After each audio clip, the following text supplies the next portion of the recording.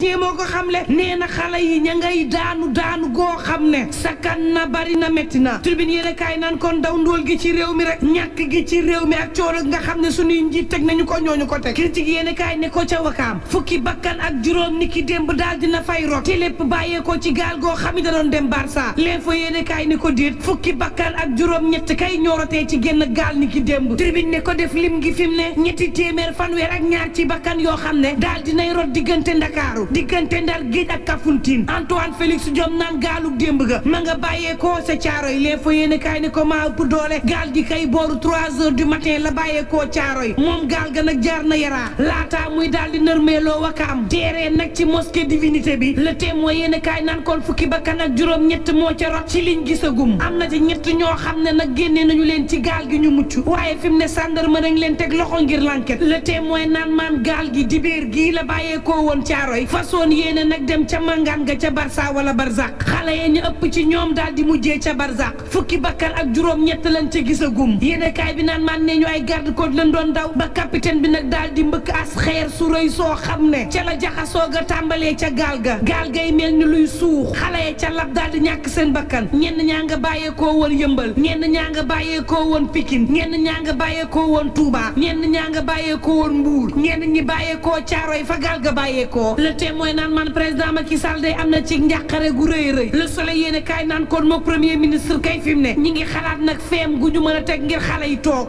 libération naan kon ci kaddu nee ñu gaal ga dafa feesoon dell l'enquête quotidien naan kon nee ñu lu toll ci juróom fukk jàpp juróom benn fukk ci doomu aadama ña nga ca woon ñett dong ñoo ca mucc fukki nit ak juróom ñett génne nañ leen waaye àndut ak bakkan la ca des nag yéene kaay bi naan maan miñ ci biir géej gi Sénégal fi mu ne mooy suux gi nag ànd ca ak ay doomam laaj ci daal di samp bari lool ndax nag kaaraange gi ñu teg ci géej gi ngir mu wallu xale yi mat na ndax nag président Macky Sall li mu tegal ndaw yi ngir mu jox leen liggéey ANPEJ ak DEJ ñi ngi def seenug liggéey ndax nag fa ñu waree communiquer ña ngi fay communiquer geneen laaj moom moo di lan moo tax nag gars yi bu nu màngaanee ba ñëw ñu leen di toroxal seen biir réew le peuple naan maan en tout cas ñi nga xam ne ñooy yóbbu xale yi Barça wala Barzak fi mu ne daal kun ca jàpp dana métti ci yow wala Antoine day ma ngi leen di tëkku yoo xam ni maar day taali Bougane Gueye dana ci turbine yéen a kaay ne ma dara tëkku gi coow li ñooma faatu bakkanu xale yi kenn mënu leen ca génnee Bougane Gueye dañ ne ma réew mii di Sénégal lu toll ci daanaka ñaar fukki kilogramme ci or génne nañ ko Kédougou ci 2022 gii la amee France njiital gëm sa bopp naan Sénégal am na or Sénégal am na zircon Sénégal am na phosphate ñu koy caxatee ci anam woo xam ni maar day taali xale yi nag buñ leen nee toogal ma ni la yedd leen yërëm leen ko gën bu leen juróon it Bougane Gueye dañ ne yërëm leen le mandat naan man Gueye ngay sayati di daanooti rab ci kaw gouvernement gu réewum Sénégal naan leen xam ngeen coow li mooy lan ubbi enquête ci xale yi màngaani ubbi enquête ci ñi nga xam ne nag ñoom ñooy sunu meññeenteef gii moom moo ko gën ministère des mines ma ni la yorin gi baaxul Bougane Gueye tani ne leen képp koo xam ne ma nga fa te njiit la ba ca cappaandaw ga nan leen enquête nag xool dëgg-dëgg nan leen yore suñu meññeenteef gi ubbi ay l'enquête ci ñoom ci gépp personnalité goo xam ne yaa ngi seere ma ni la suñu ressources naturelles yi ndax boo demee ca Kenya ba dem ba Sabadola dem ba Mako dem ba Tomboronkoto dem ba Jogo dem ba Taïba Ndiaye dem ba Mboro dem ba Ndendori Xunaare ak yeneenu gox-goxaat yoo xam ne ñi ngi fii ci réew mi suñuy meññeenteef manqué wul ci réew mi waxtu woo xam ni moom ministre des mines ci boppam ñu ngi koy tuumaal ne fii ci ab sous-sol villa R+2 ma nga fay def ay documents yoo xam ne maar day taali di jël ay permis d'exploitation d'or di ko jox ñoo xam ne xel teey na ca daal ñuy xam le it ñan ak ñan ñoo laale ci mbir mi le Témoin yéen a kaay naan kon en tout cas sunu ndaw yi moom ni ñuy deewee ñàkk na kersa métti na waaye itam jéggi na dayo lool l'évidence yéen a kaay naan dara politique bi nga xam ne tegal nañ ko ndaw yi moom moo baaxul xale yi nag gisutuñu seen bopp ci réew mi ñu daw ca Barça wala Barzak lii la du leneen l'enquête naan kon réew mee métti ba ci busata yaa ngi ci gréew turbine yéen a kaay ne kon Ndakaaru jël Jóob Sàngomar ci boppam mooy fatt fi mu ne wat fu ko dajee naan kon kuy wax fatt kay da nga demul Kër Masaar fi mu ne ndox yaa ngay taa métti ci ñoom ba maar day taali ñuy dund ak mbënd goo xam ne métti na lool le point yéen a kaay naan maan ONAS moom ma ngay dalal xelam ca la nga xam ni moo am ca Touba xam leen ni nag opération fast track lañ fa daal di dugal ba démb